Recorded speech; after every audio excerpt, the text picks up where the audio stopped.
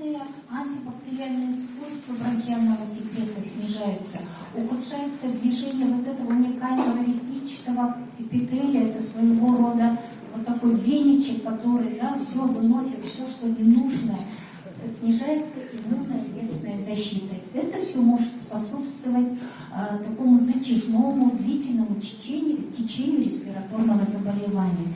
И родителям надо сказать, что кашель – это хорошо, да? Кашель – это защитный механизм, который направлен на то, чтобы почистить дыхательные пути, направлен на то, чтобы восстановить проходимость дыхательных путей.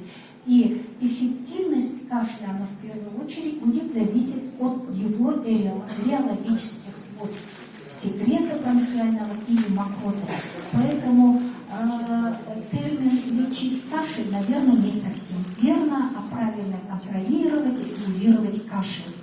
И основной целью терапии это является разжижение мокроты, если она вязкая, уменьшить ее адгезивные свойства, и тем самым будет движение облегчено.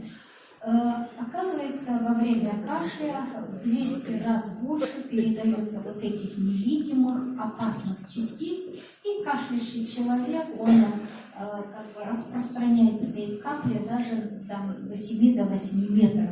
И если в